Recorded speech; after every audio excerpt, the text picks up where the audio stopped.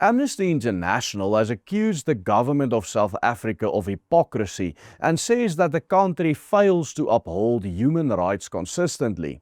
Specifically, it highlighted that while the South African government supports self-determination for people such as the Palestinians, it fails to grant those same rights to nations on their own soil, nations such as the Afrikaner, for example.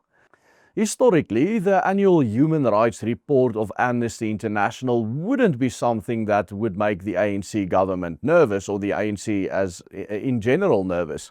In fact, Amnesty International was always known as a liberal organization, and the ANC had always been their darling. But this year, it was very different. And the 2026 International Human Rights Report by Amnesty pertaining to South Africa surprisingly pointed out the right to self-determination as only one of the key rights being violated by the current South African government, of course led by President Cyril Ramaphosa. The world's largest and most influential human rights advocacy group, Amnesty International, has just released its annual State of the World's Human Rights Report for 2026. The report dedicates 3 entire pages to the state of human rights abuses in South Africa, where it focuses on a number of issues that Amnesty International regards as important, including the government's failure when it comes to service delivery and curbing human trafficking, the unlawful use of force by the South African police force or police officers, as well as the issue of xenophobic violence against foreigners.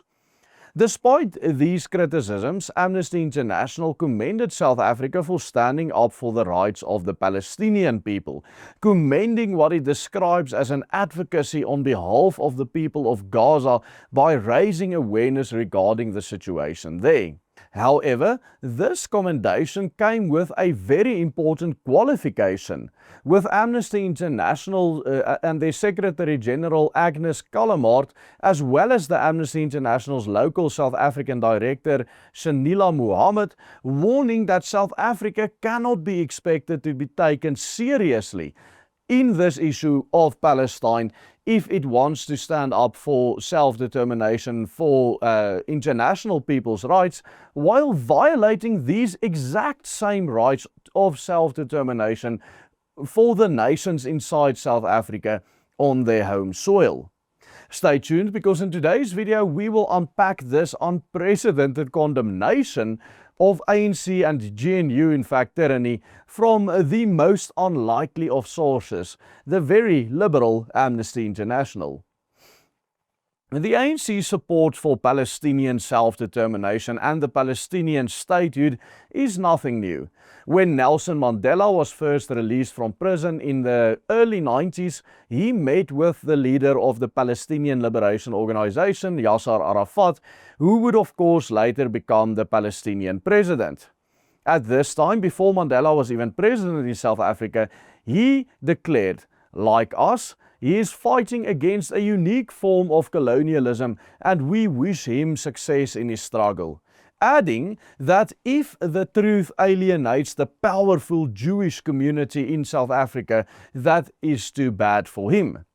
Arafat, of course, approved of this message, noting that the Jewish government in Tel Aviv represents a manifestation of racism and colonialism against his people.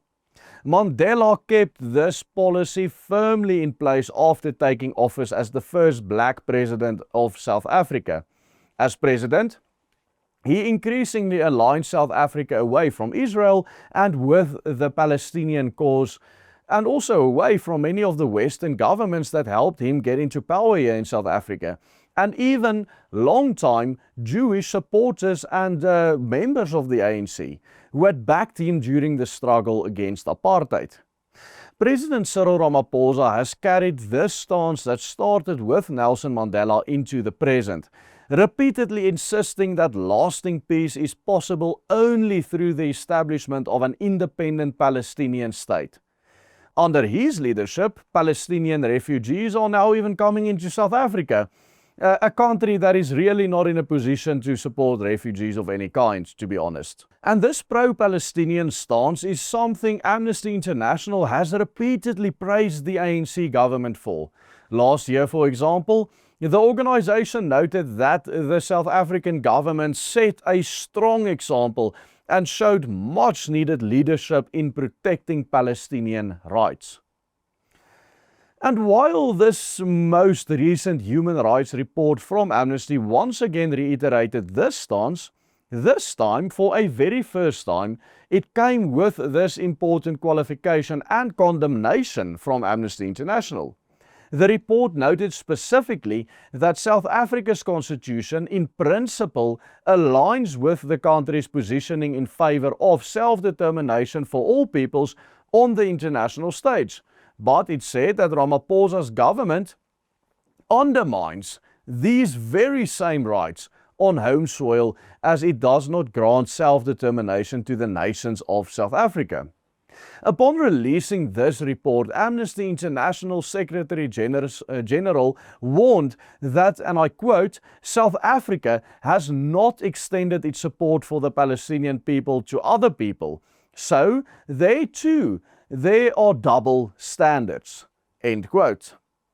Echoing this sentiment, the South African director of Amnesty International noted that although the organization commends South Africa for its advocacy on behalf of the Palestinian people, the government of South Africa has failed in its duty to, and I quote, uphold and safeguard the human rights of all peoples whose rights have been violated globally and specifically here in South Africa with equal determination. End quote.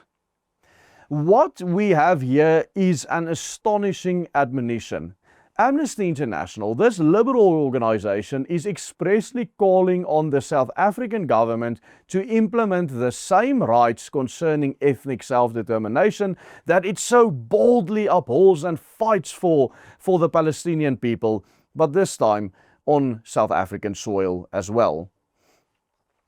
Amnesty International has finally come around to touch upon a phenomenon that we here at the Willem Petscher Group have highlighted time and time again on this channel, that the ANC consistently frames its foreign relations in terms of a distinctly anti-colonialist narrative, while strictly maintaining a colonial political order and borders and a political dispensation fundamentally rooted in colonialism at home. In a country that was created by colonialism, they want to uphold the borders of this country and withhold the peoples living or the nations living in this country from their own freedom and their own self-determination. When Amnesty International admonishes the ANC government to uphold the same rights to self-determination for the people in South Africa or the peoples or the nations in South Africa as it does for the Palestinian nation, then this logically implies first and foremost, of course, the Afrikaner people. It is the Afrikaner people who have for decades now carried the torch of freedom and self-determination here in South Africa and ensured that the ideals of self-determination remain alive even in the midst of an overwhelming imperial rainbow nation propaganda that has suppressed the freedom struggles of all the different nations within South Africa for decades now. Current movements such as the one for Cape Independence or an independent Zululand operate largely on capital borrowed from Afrikaner Republicans of the 90s, the ones that were responsible for getting Article 235 into our constitution during the negotiations. It must never be forgotten that the Union of South Africa was forged together after the British Empire forcefully violated the independence of two internationally recognized Boer republics and drew a completely new colonial construct with new borders, here based on laws passed by a foreign British government, which of course is based on the complete other side of the world in London. Here at the Willem Petzer Group, we therefore welcome this admonition from Amnesty International, as it further contributes to the international pressure that is mounting on the South African government when it comes to violating the rights of so many groups and nations in this country, and especially those of my own people, the Afrikaner people.